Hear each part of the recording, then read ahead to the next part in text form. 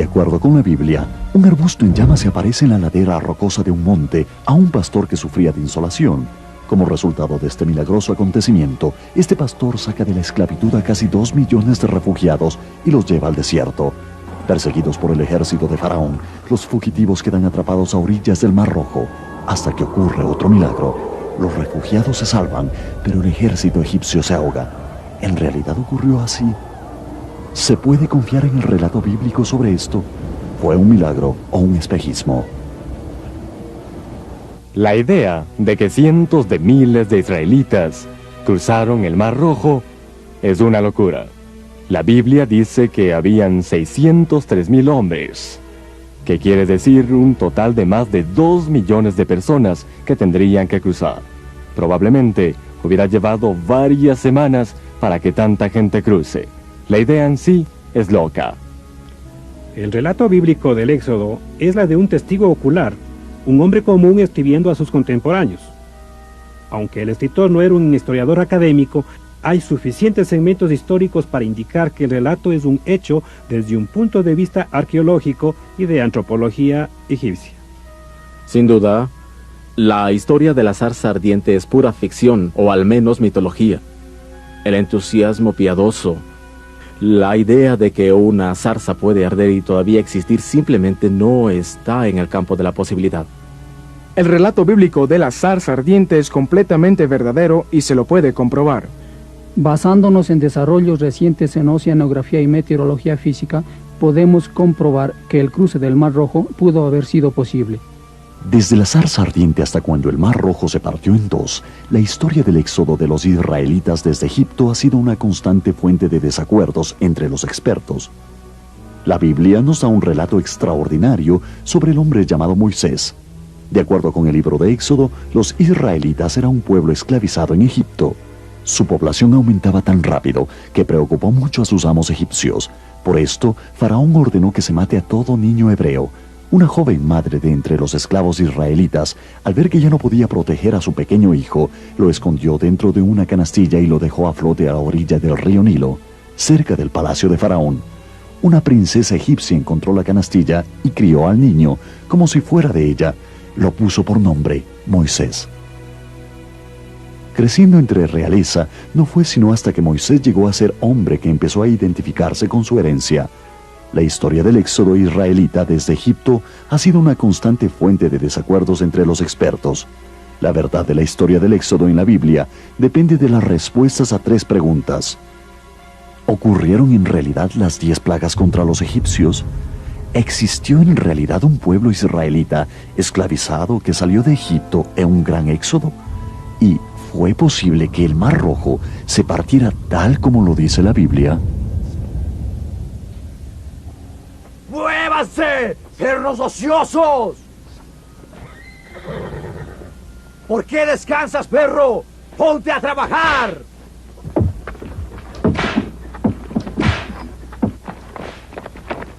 Moisés empezó a interesarse más profunda y sinceramente por su pueblo.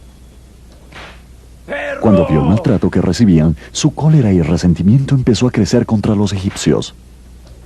¡Detente, capataz! ¿Por qué azotas a ese hombre? ¿Hombres? Esos no son hombres, mi señor. Son perros y vagos y el azote es lo único que entienden. ¡Ponte a trabajar! ¡Detente!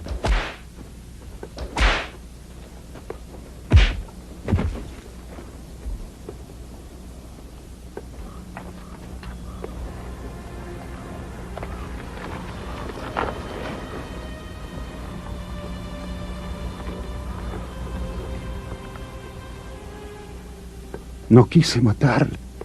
Moisés trató de enterrar al egipcio en la arena en secreto, pero fue descubierto y tuvo que huir al desierto de Madián para escapar la sentencia de muerte dictada por el faraón. Ahí conoció a Reuel, sacerdote de Madián, y se casó con su hija. Por 40 años, Moisés vivió la sencilla vida de pastor. Entonces, en cuestión de minutos, llegó a saber su destino.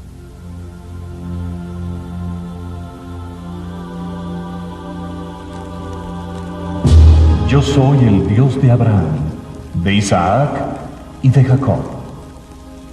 He visto cómo sufre mi pueblo esclavizado en Egipto. Tú, Moisés, Irás al sur para sacar a mi pueblo de su esclavitud en Egipto. ¿Quién soy yo para sacar a los israelitas de Egipto? ¿Por qué habría de escucharme, Faraón? No temas, porque yo estaré contigo. Toma a tu hermano Aarón y vayan ya. La historia de Moisés y la zarza ardiente es una de las más memorables en la Biblia y ciertamente una de las más controversiales. La Biblia nos dice que no solo la zarza ardía en fuego, sino que también no se consumía por las llamas. Por largo tiempo esto ha sido cuestionado por los críticos, así que fuimos a Israel para hablar con expertos sobre el tema. Al pie del monte Sinaí se encuentra el monasterio de Santa Catalina.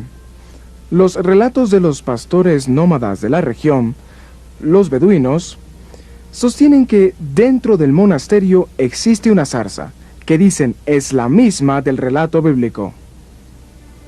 No puedo confirmar o negar que la zarza que crece dentro del monasterio sea la misma zarza que ardía, pero sí que es una planta del desierto que se ajusta a la descripción bíblica. Es una fraxinela o planta de gas de Catamus albus, una zarza perenne con flores blancas o lilas, común en el Medio Oriente. La zarza produce un aceite tan volátil que se puede encender con el sol. El aceite se quema rápidamente, pero la zarza en sí no sufre daño. Ramsés II fue un joven testarudo pero admirable. Construyó ciudades y grandes templos.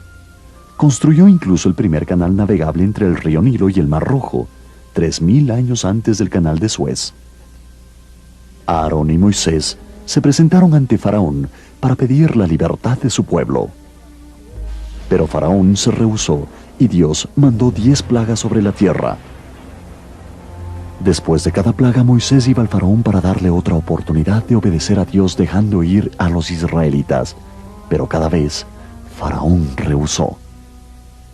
El propósito principal del relato del Éxodo no es describir historia. El propósito principal del relato, en la manera en que fue creado por los sacerdotes escribas que vivían en Jerusalén, fue glorificar a su Dios y hacerlo aparecer más grande que cualquier otro Dios.